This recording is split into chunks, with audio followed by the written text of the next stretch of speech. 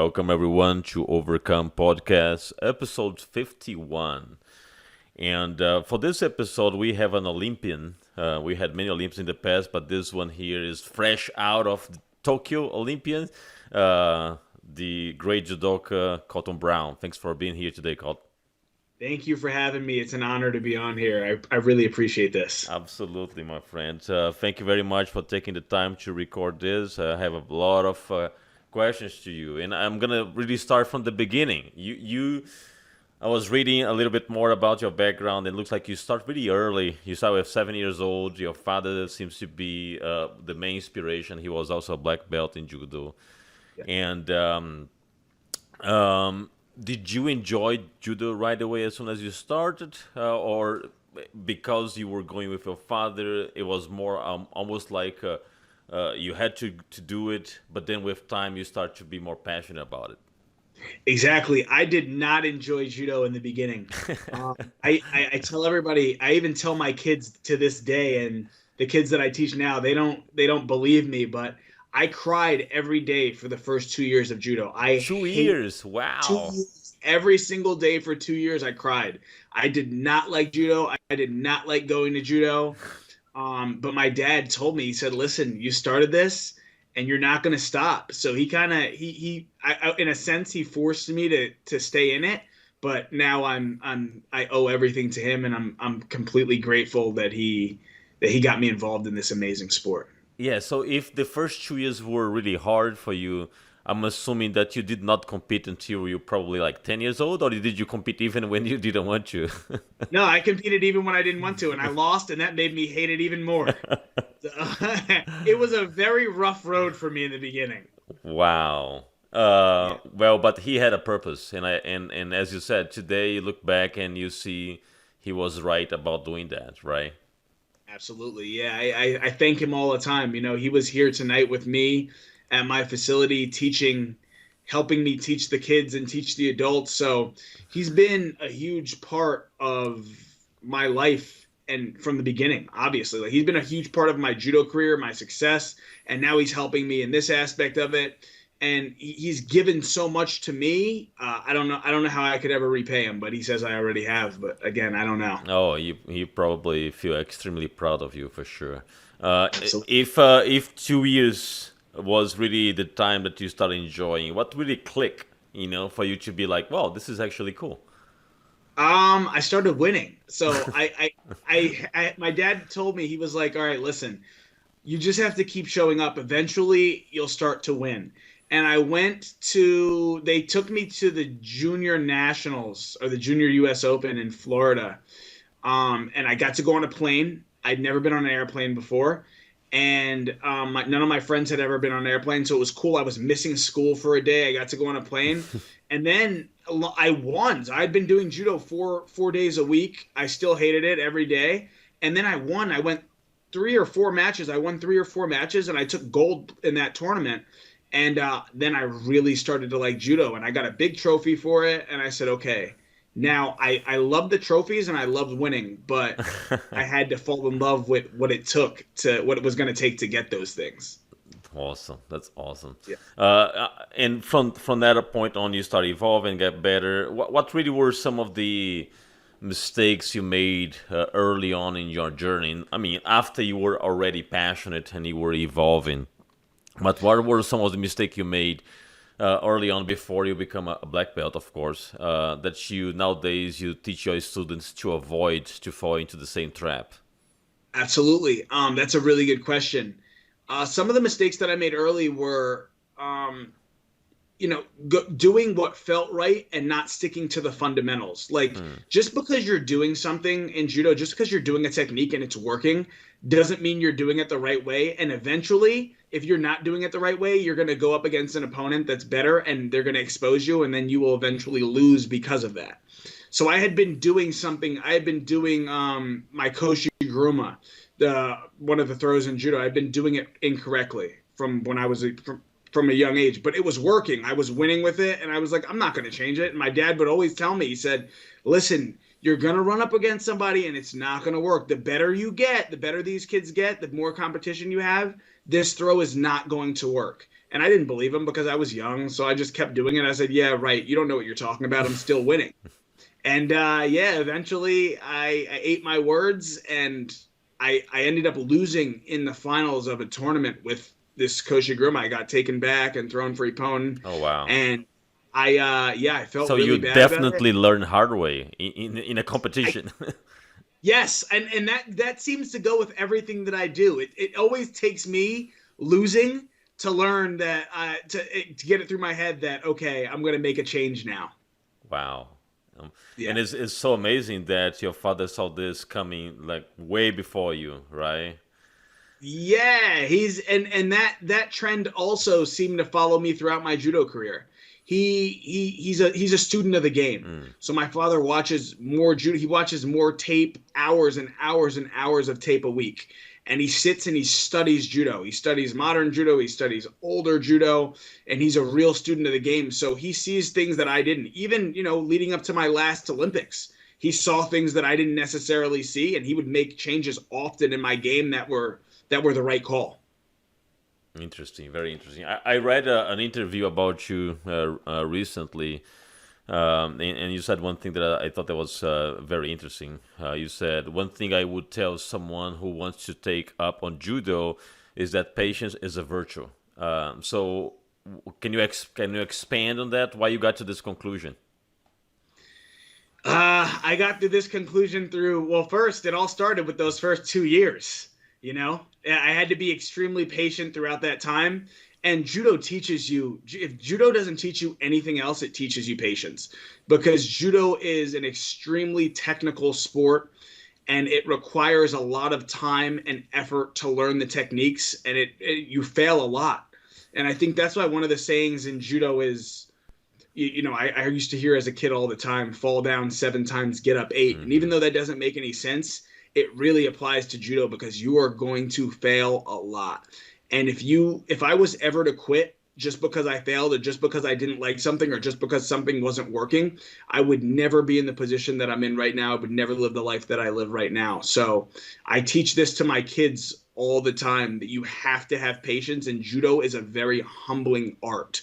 And it'll teach you, it'll teach you that patience is a virtue. And if you have patience and you respect the game, you'll achieve success eventually. And there is no way to bypass time. I think also, right? I mean, you really have to put the time to work. It just takes time. It's not something that's gonna happen overnight. Exactly, absolutely. Everything good takes time. So anything worth having, it takes some fighting for, and it takes time. Yeah, and I'm discovering that because I started judo late in life. I started judo with when I was 45. I'm 47 now, and it's hard to start when you are above 40. And actually, in my dojos, some of the folks said, "Well, we don't really see a lot of people starting after 40s because, it's a tough sport in your body, right? So it's I think it takes even more time after 40s. Do you have any students above 40 on your gym? Yes, I actually do. I have a couple of students over the age of 40, and I have the utmost respect for guys like that, guys and girls like that, because as you said, this is an incredibly tough sport on the body. You're taking falls. It's like, I think it's the equivalent of being hit by a car, honestly. Like, I think that's how hard it is. And for people that find beauty in this sport at that age, and just they come in for a workout and because they genuinely want to learn, and they are willing to put their body through that type of abuse to learn this, man, I have a lot of respect for people like that. So I have a lot of respect for you. Thank you, I appreciate that. I still learning. It's still on my green belt, so I'll get there one day. Patience. There we go. Yes, Back to that word. exactly.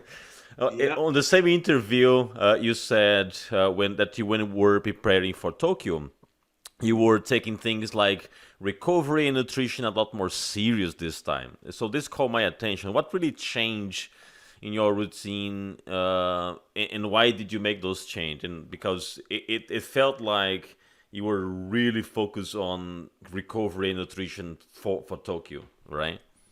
Absolutely. Yeah, recovery and nutrition were my two biggest changes in the game for Tokyo. Like before Rio, I was young, so I didn't take it too seriously, but age catches up to you, and it started taking my body longer to recover. And I was training, like I would be training the same amount as far as volume is concerned. I was training the same amount before Tokyo as I was for Rio. But I was finding it was just so much harder to recover, and my body would just be sore, and I would have injuries that were lingering. And I sat and I really thought about this, and I was like, wow, I'm approaching 30 years old. I have to make a change. And the biggest thing that I did was I through my physical therapist, I met somebody named Chris Flores, and he does animal flow, and he does a lot of movement and mobility, and I added that to my training. So every morning at 5:30, I would go do an hour of mobility training. Wow. And this was the one thing. I think I had been doing it for a year and 2 months, I think. And during that year and 2 months, I never got injured one time. That was the longest time ever I went in my career without being injured. And my recovery between workouts was just so much better. And then the food part was I didn't want to cut a lot of weight. So I didn't really want to be taking care of my body and doing all of this movement and mobility and putting all this time, effort, and money into my body. And then I'm putting McDonald's into my body. Like that, it didn't make any sense. Right. So I wanted my weight cuts to be smooth, and I wanted to focus on judo. When I was training, I wanted to focus on judo and not as much cutting weight. And that's why I chose to make those changes. And those proved to be the two best changes I've ever made. Because you're 90 kilos division, right? So that means you were walking around before the competition with what, 95, 100? 95, 96. Yeah. Okay. Yeah. It's that gives you a good amount of time to cut without having to sacrifice power and everything. Exactly. And then there was the nutrition helped, and it kept my inflammation down. So that also aided in my recovery. Like, I think athletes at the highest level, all of us are willing to put in the work. We're willing to put in the work. We're willing to train hard. We're willing to always practice hard. But the problem is our bodies don't let us. Yeah. So, the injuries, the little injuries, because you're so sore, things like that, they stop you from training hard. And I figured if I was able to cut those injuries out, I'll be able to push myself as hard as I possibly could. And that will give me the best chance at a result. And that would make me feel physically and mentally the best. Now, on the recovery perspective, did you also increase the amount of hours that you were sleeping? Because sleep is a big part of recovery. Or you just add some naps throughout the day? Both. I've always taken naps throughout the day. So in between training sessions, I would nap. I would take an hour nap in between sessions, and I was making sure that I was sleeping at least 8 hours a night. And that was tough because, again, I was waking up at 4:45 every single morning. So every morning I wake up at 4:45. And so that means right when I got out of judo, I would come home, shower, eat a little bit, and then go right to sleep and then wake up. And that's tough because when you just get done doing a hard judo session, the last thing your body wants to do is sleep. Yeah. So, yeah, it was tough at times, but I had to train myself to do it. Do you believe that was your best prep? Yeah, I think that was my best prep. I felt the day of the competition, July 28th of last year, July 28th, 2021, I woke up and I felt the best I had ever felt in my life, even before the competition. I woke up and I was like, man, this is incredible. I had a great feeling mentally, and I felt incredible physically. So I had no injuries. I had nothing that was aching me. Everything felt incredible, and I attribute it to that year. The year and 2 months. So the 14 months of training that I put in and the recovery and everything that I went through, I attribute that to my feeling so great in Tokyo. So, of course, as you were feeling amazingly physically, there is still a lot of pressure to represent U.S. at the Olympics and to walk into the mat and everything. How were you dealing with this psychological pressure? Do you have, or do you don't get nervous at all? Oh, no, I think everybody gets nervous. And I think if people tell you they don't get nervous, I don't think they're telling the truth. So everybody gets nervous. I've been getting the same nerves that I had when I was 7 years old competing. I still had on the day of Tokyo. Wow. 23 years later. Amazing. I still had that 23 years, all the competitions I've been in all around the world. It was the exact same nerves. I think that you get used to you get better at managing the nerves but it's the exact same nerves. But the way that I dealt with it was I knew going into Tokyo that that was going to be my last competition. Hmm. I knew that.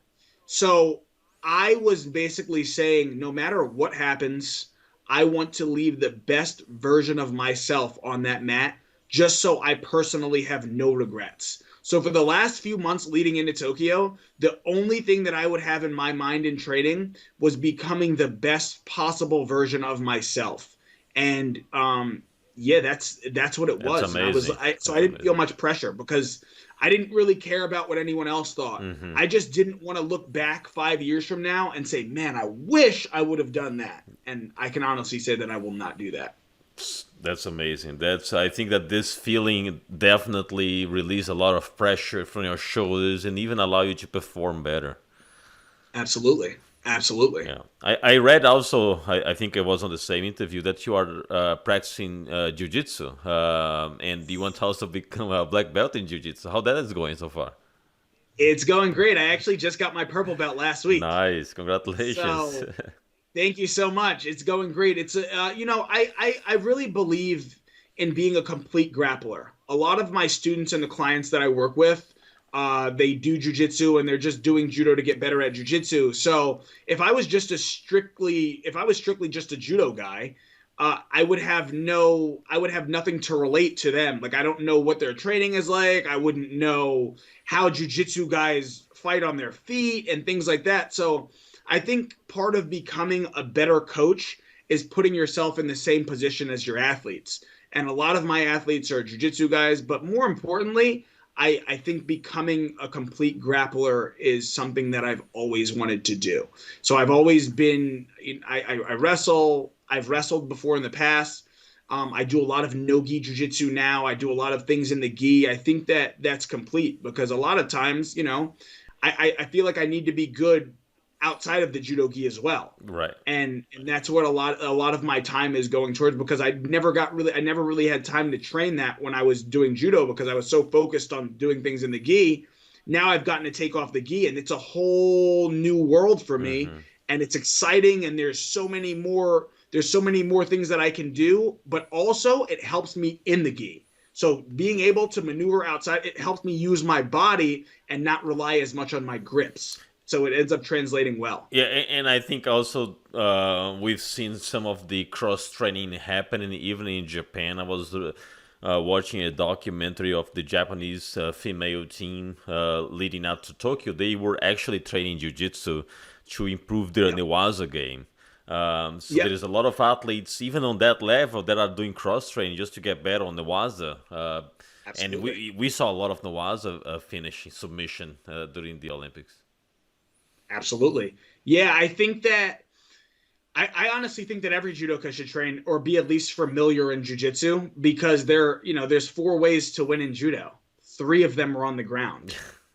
And a lot of people forget Yeah. that. A lot of people only want to throw, but there are three ways to win on the ground, and there's a lot. So there's a lot of opportunity. But I think that judo guys that train jujitsu and vice versa, there's no pressure. So when I go to train jujitsu, it's literally just fun. Hmm. There's no pressure because it's not my sport. I'm not training for the world championships in jujitsu. I'm literally just training to have fun and to learn a little bit more about that and to just use it to get better at judo. So there's no competition. There's nothing really, there's no stress. There's no pressure, none of that. And I think that when you train more freely, you get more out of the sessions. But I think you have a huge advantage, even for a purple belt, because of your years of experience in judo. You already have a very strong Newaza game, so the transition was very smooth for you. And even when you were blue, probably you were, passing guard and doing things easily for a blue belt, I believe. Absolutely. I think it's equivalent to a jujitsu guy doing newaza in judo. They are going to, I spend no matter, even though I didn't do jujitsu or I never trained jujitsu for the first 15, 20 years of my career, I spent so much time doing newaza that the transition was very similar and it was easy. Once I learned a couple of little details, I'm like, oh, okay, I can kind of use my judo to have an advantage. But one of the things that I try not to do is use judo during jujitsu. So when I'm doing jujitsu, I try to just do jujitsu. I don't even start on my feet.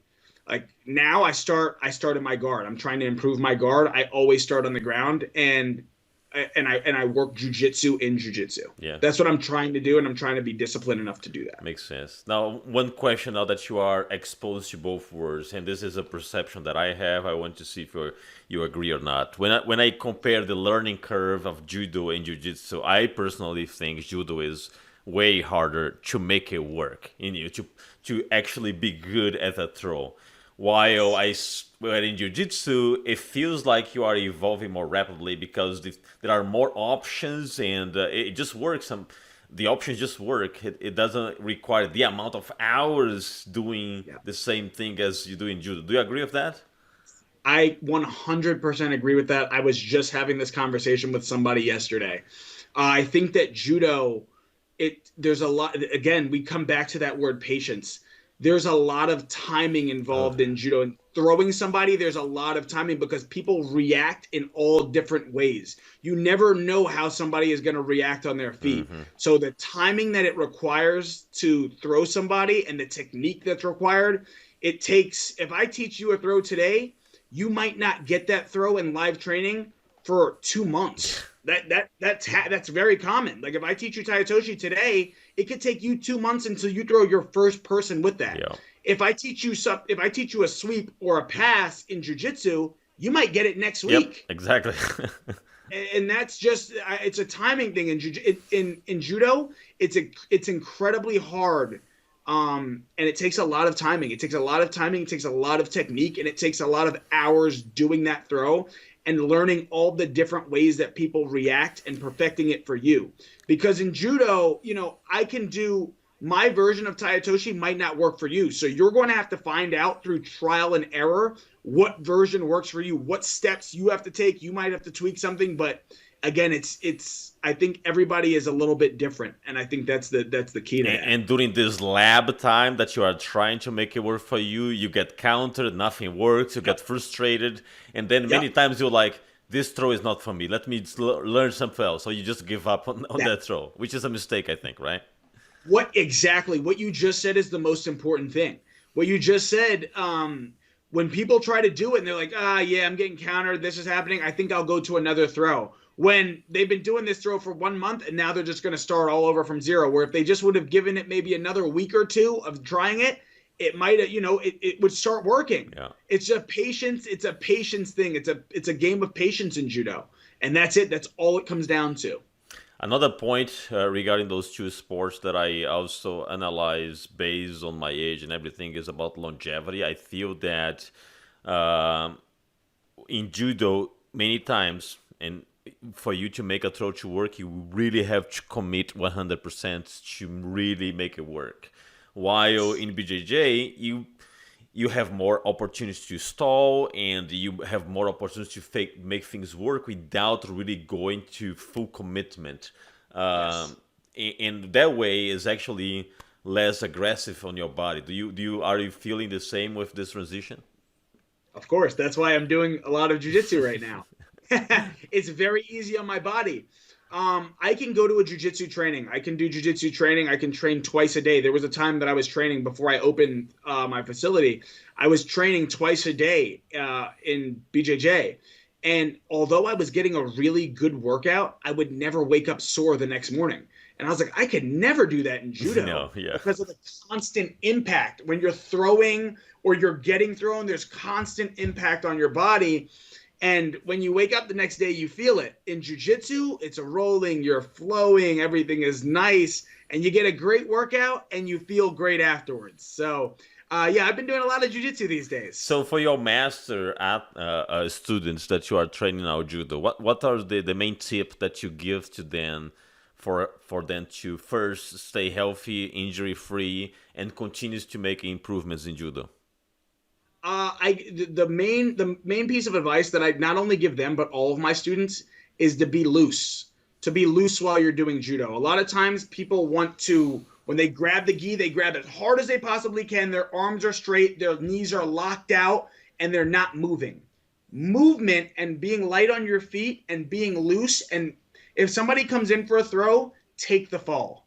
We're just training right now. And you're teaching your body how to react to these throws. Now you can feel it. So you see it in a competition. If somebody comes in for that same throw, you feel it and then you know how to get out of it. But if you're always stiff, you can't see things coming and there's a lot higher chance of injury. So I preach from my 3-year-old kids that just start out to some 75, 80-year-olds that I have on the mat, movement and being loose and it being able to feel judo and not being so tight. And that seemed to work. And a lot of my older guys, they're moving and they're doing well. I heard this for so many senseis that I've been working with. But I'll tell you one thing, and you probably heard this before, it's hard because your natural reaction as a beginner is to be stiff, right? Defensive. It's so hard to switch your brain to just relax. It's really hard. It is incredibly hard, but like I said, when my guys walk through the front door, when they first walk through, I teach them, the first thing that I teach them is you never put your arms straight. Your arms and your knees are never locked out. They're always is bend, and I teach them everything that we do is moving. I don't even want them doing any static uchikomis. I want everything to be moving because judo is all moving. So we move every time. We're not doing randori just standing still. Mm-hmm. So we're moving everything that they do. When they throw on the crash pad, they're moving first. And then when they transition to start doing randori, they're light on their feet and they're moving, and it just decreases the chance of injury. And it allows them, I tell them, listen, just take the fall, slap the mat as hard as you can. And they've been doing it. And I see so many times in my career that guys they get scared and the first thing they want to do is be stiff. Right. And they stop moving. So I always emphasize movement, and it's been working well. So you don't really do standing uchikomi just for the sake of repetition? Yeah, at the end I do it. Like at the end of training, I'll do some standing uchikomi when these guys are tired, just for that. But most of the time, everything that I'm doing is moving. We warm up by doing moving uchikomis. Then we do combination uchikomis. Then we do throws on the crash pad while moving down the mat. So I want everything to be moving. And then I don't have any of my athletes, when they're throwing on the crash pad, I do not have them land on each other. So I have them practice the technique the correct way, and I have them throw and remain and keep their balance as they're doing it. So if they're throwing with Uchimata, stay on that one leg to make sure that they are doing the techniques properly. Not rolling over, right? Not rolling over. Yeah, nope, yeah. Not rolling over. I have them always stand, always control, and always hold on to your opponent. Awesome. And since this podcast is about overcoming challenge, you briefly touch about that, but throughout your career, what was really the most challenging moment that you had to overcome? It was an injury, it was a mental blocker that you needed to do something, and it took a long time for you to do it. What you think it was the most challenging obstacle? Yeah, I had two very challenging obstacles. The first one was in 2017. I had just moved to Boston to train with Jimmy Pedro. I left San Jose State. I graduated from San Jose State University. I had a great run, great judo program out there. I had left there to train with Jimmy Pedro and Travis Stevens. And within the first 3 months that I was out there, I tore my Liz Frank ligament in my foot. I was fighting in a local tournament the week before I was supposed to go to the Netherlands to fight in the Grand Prix. I felt really good. Long story short, in the last match of the day, I tore my Liz Frank ligament. I still continued to fight on it, which was not the right decision. And I was out for 8 months. Just to interrupt you, Colton, I got the same injury 2 years ago in a BJJ competition in Austin. So I know how hard Liz Frank is. It's horrible. Oh, it's terrible. Yeah. And not many people have that. That's why I'm surprised you even know what it is, but you've had it. So I guess we're like family in a sense. Wow. 8 months for you to get better. So during 8 months, you could not train at all, right? I couldn't train at all. And like I said, I just moved to Boston, so I didn't really know many people there. So I was sitting in the house, and the Olympic qualification was going on. So I was in the house, and the Olympic qualification was getting ready to start. I couldn't train. I couldn't do anything. And probably for the first month, I barely moved out of bed because I couldn't start physical therapy yet. It was just rest, recover, whatever. And there was not much I can do. And the process of getting back from that was incredibly hard mentally and physically. It took a lot. It took a lot of more mental strength than I thought, and it took a lot to get me through that time. But I spent that time watching judo videos, and I actually spent that time getting National Strength and Conditioning Associations, getting a certification from them because I just needed something to do, Right. and I figured that this would help me better myself, and it could work for it could help me in my future. And that was actually kind of my saving grace because I was studying a lot and I was learning a lot more about the body, and I used it as a time to study my judo, and I did a lot of reading and writing. And that got me through that really hard period. And the first tournament I came back and I actually did pretty well. So, but it was a long journey Oh, back. absolutely. And it was this your left or right foot? This was my right foot. And Yeah. so it was not your support foot, right? Because It was my support yeah, it foot. was your support foot because you lefty. I'm a lefty. So it was my Oh, it was your support foot. support foot. Wow. So were you like very skeptical to put weight when you were doing Uchimata and movement like that? That you have to put all the weight on your right foot. Were you skeptical about that? Absolutely. It took me a long time to come back. So when I came back, I had to wear wrestling shoes on the mat because I didn't have the support. So I needed a little extra arch. So I had to wear wrestling shoes just to support my foot. Then I would heavily tape the foot. I found a way to heavily tape it, but my judo had changed. I wasn't able. So this is another thing. I wasn't able because I wasn't able to do what I normally did. I had to figure out new ways to do judo, and it actually helped me. Hmm. So I wasn't able to do my regular Uchimata or Harai because I wasn't able to put weight on my foot. So I had to get better at my Ashiwaza where I wasn't really having a lot of support on that foot and my footwork and my gripping as well. So it forced me, that injury forced me to expand and evolve with my judo. But you never changed your instance to be righty and try to throw with the other leg, right? No, I had too much. I was racing against the clock, so I couldn't really do that. I had to stay with things I was kind of comfortable with. I couldn't go completely out of my comfort zone and change sides because I had to compete in a couple of months, and I thought that would take me back too much. Yeah, yeah. Yeah. Wow, that's amazing because it was exactly the same injury, and this September will be exactly 2 years, and I still don't feel 100% confident to do some throws because I don't feel just maybe it's a psychological blocker, but I'm still working on that. It's really hard. It's a very traumatic injury.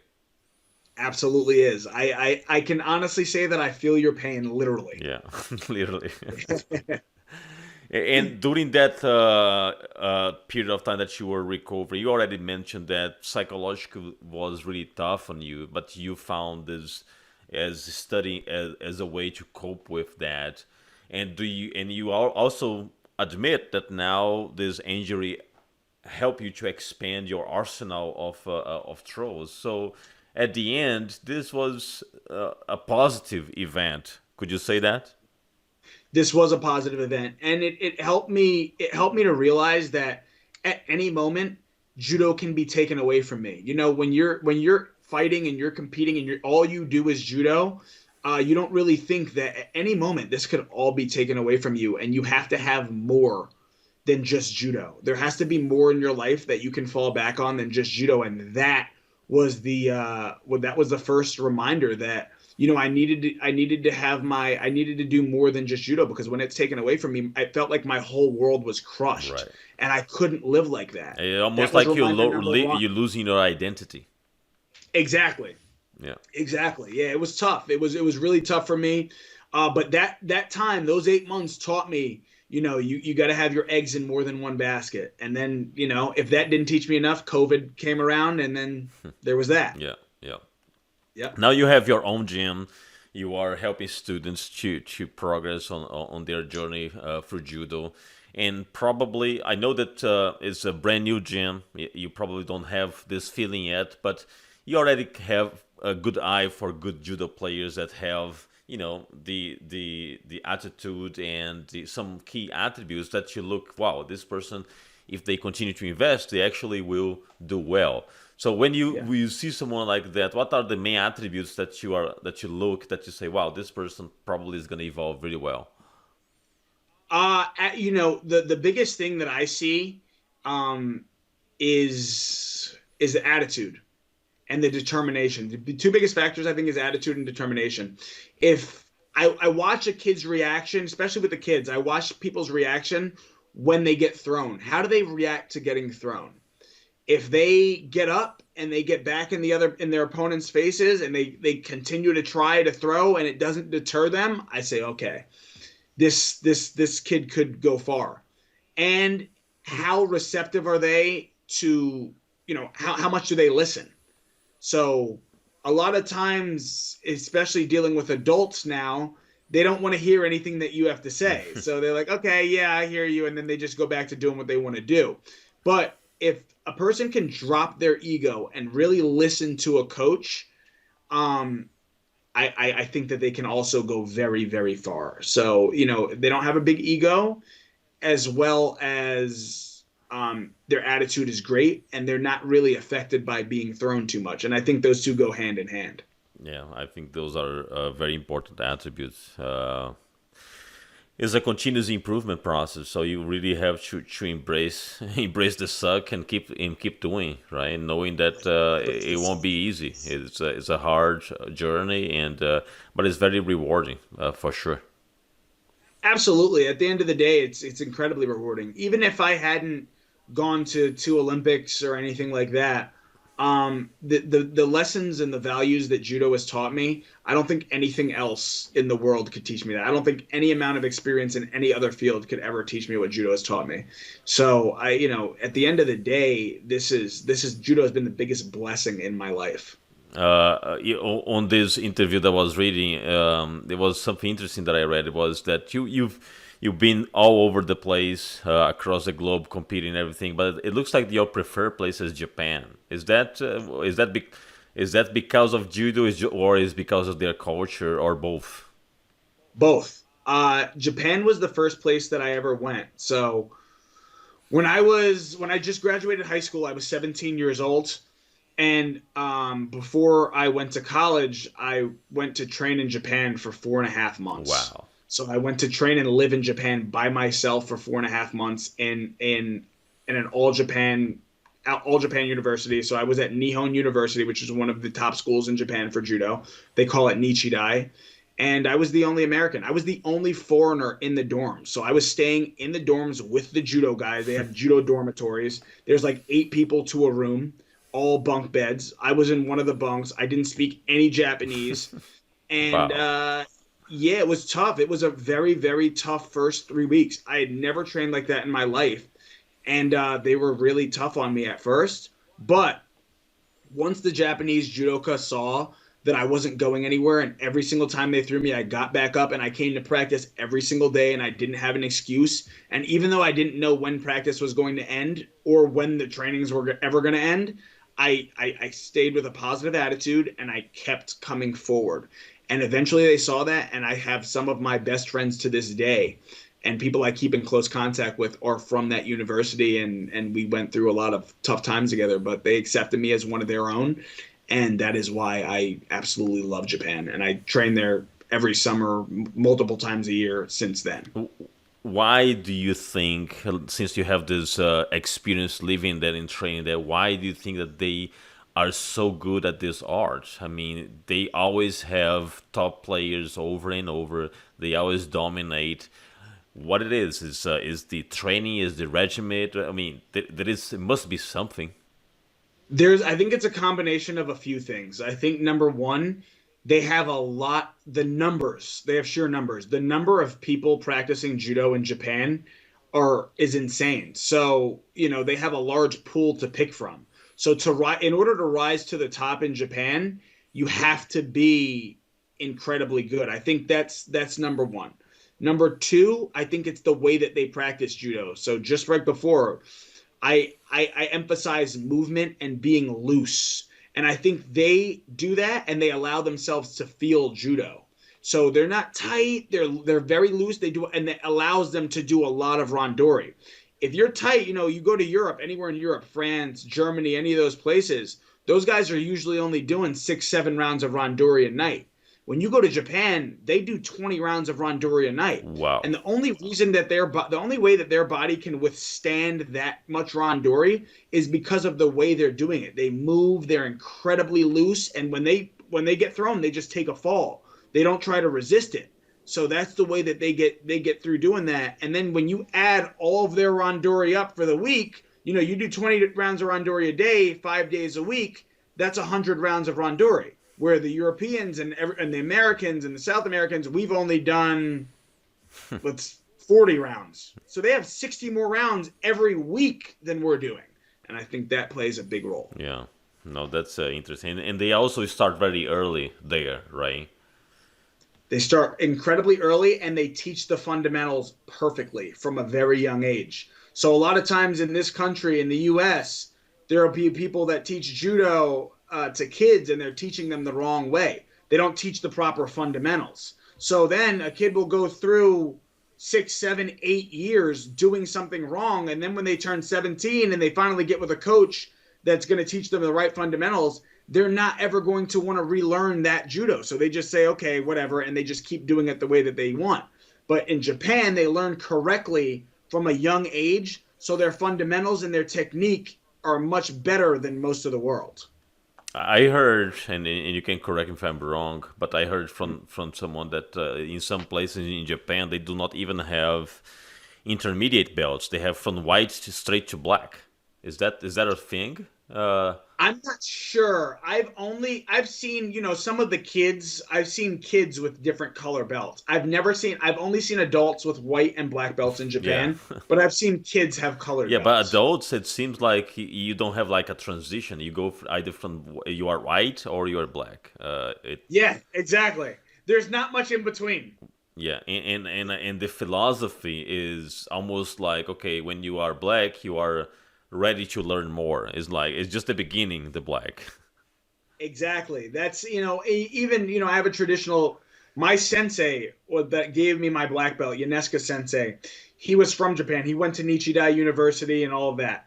So, he told me when he promoted me to my black belt, when I earned my black belt, he looked at me and said, okay, now your journey is just beginning.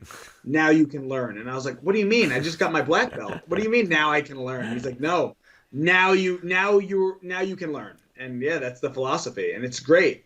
It's true, Yeah. because you never stop learning. I'm learning things now that I didn't know 2 months ago, and you never, ever, ever, ever stop learning in judo. True, true. When it comes to training, and you've been through this process of prepping and everything, how how much emphasis do you put on physical condition and weightlifting and like other type of exercise that is not really judo based? Is if you had to like put in percentage, you say like 20% of my time is on physical condition, then I do 10% weightlifting. How would be that balance? It was probably, when I would do my strength and conditioning training, most of it was towards injury prevention. I got the majority of my conditioning came from judo. I would do a lot of judo. And all the strength and conditioning was to make sure that I could do more judo. So it was to make sure my body was strong enough and limber enough to do as much judo as I could without getting injured. So a lot of my strength conditioning stuff was a lot of core work. It had a lot of mobility there, and it was a lot of functional training. So single leg deadlifts, SLDL, things of that nature. And I did conditioning. I did a lot of aerodyne sprints on the aerodyne, but never things that were going to take away from my judo. So never things that I wanted to get all of my conditioning out in judo if possible. So we had all of our conditioning sport specific. So yeah, most of my training was functional training and making sure my body was able to withstand the judo training. And from this strength perspective, you never really focus on having like heavy lift days, or you were not really worried about that? There were periods like when I wasn't competing. The only issue is I was competing right when we got back from COVID.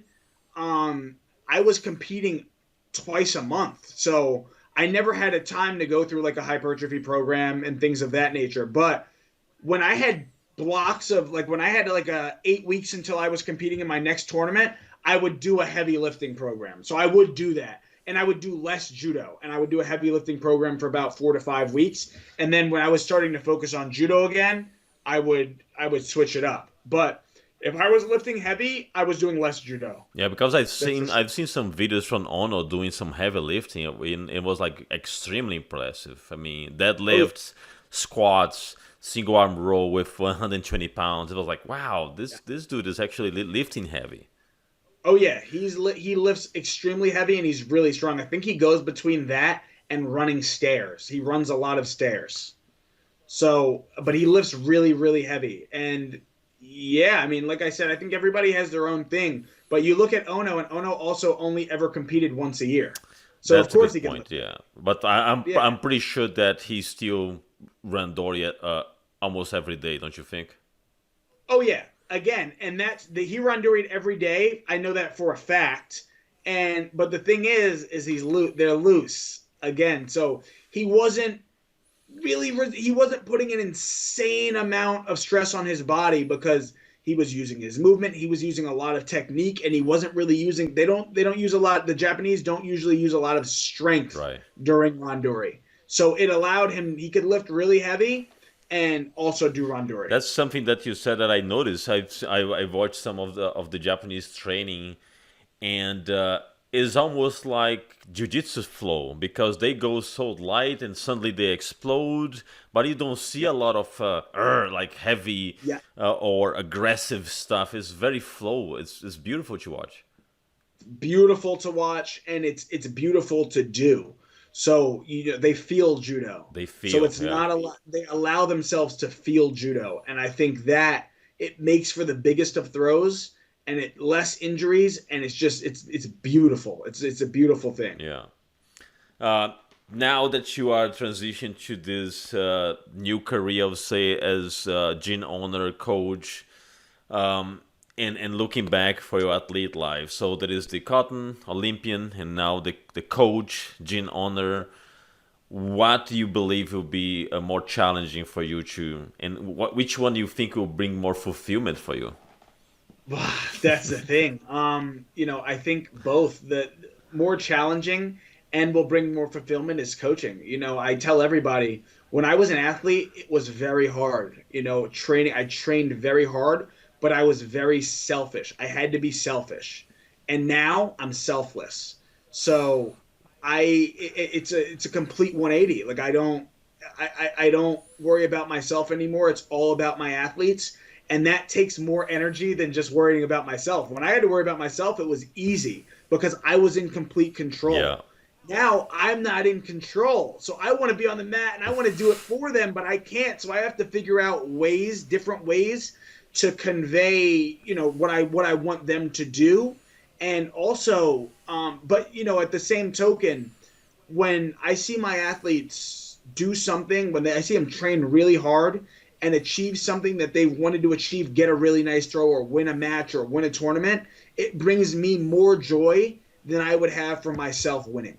And that I never thought would happen. I actually was expecting this answer for you, to be honest with you, because is this, and that's why I said more fulfillment. Because when you have a bunch of people that are counting on you as a coach, and you see them succeed, it's like you succeed, and Yes. but in way more, you are replicating that happiness throughout many other people. So, and that's quite amazing.